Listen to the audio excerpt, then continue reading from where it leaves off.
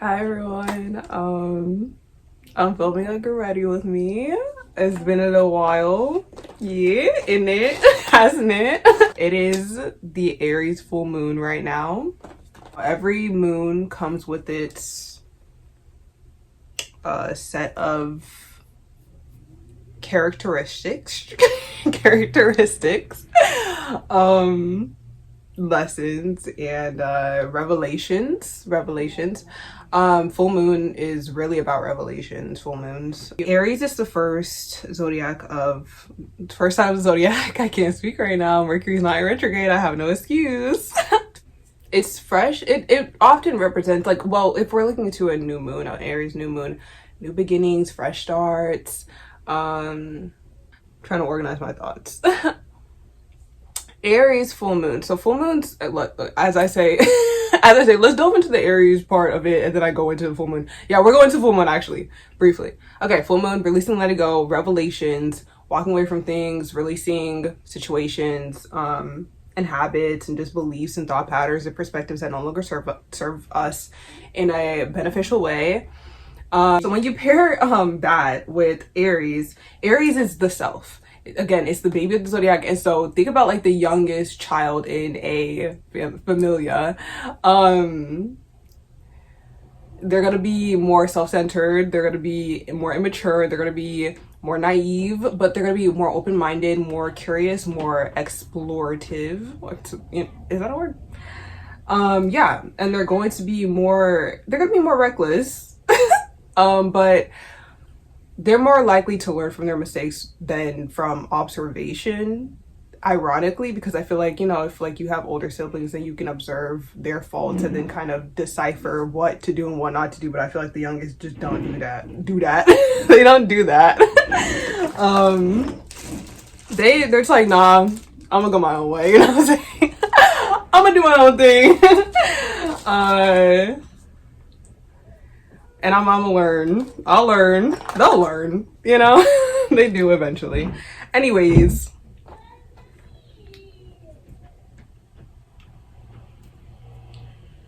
I'm not gonna say anything. I'm actually not gonna say anything. Anyways. Whew, just breathe, Lydia. Just breathe. Cause I will. If I start going, I don't know when I'm gonna stop. So I'm just gonna calm down. I'm just gonna calm down. Okay. Okay. Let's talk about it. Okay, I don't know should I do, no, I'm not video. I shut up. Okay.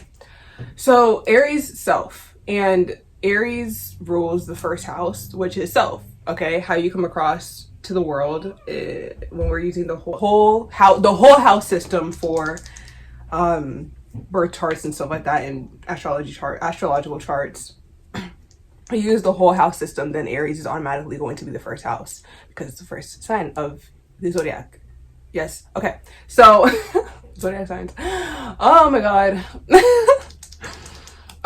So when we have an Aries full moon, it's going to reveal things about ourselves. Okay. Habits of ourselves. It's going to amplify habits of ourselves, and honestly, it's ironically going to highlight things about our relationships as well, because I mean, to a certain extent, your relationships are a reflection of yourself, of how you perceive yourself, how you carry yourself, how you present yourself to the world.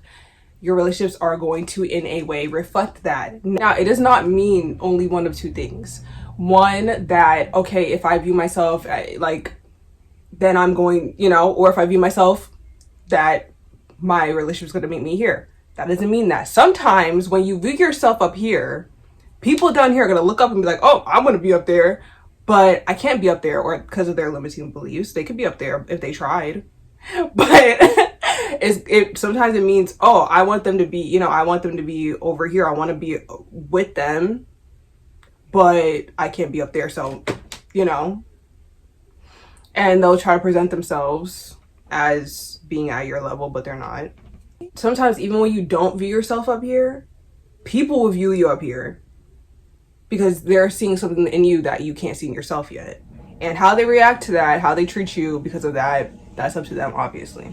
Okay, but at the end of the day, Aries is all about you. Okay, so we have that Aries full moon. It's going to be about you. When we have that Aries moon, okay, we have to figure out what even is us. Does that make any grammatical sense? Who are we? Okay, not even, stop asking yourself like, what do I want to present myself as? Ask yourself, who am I?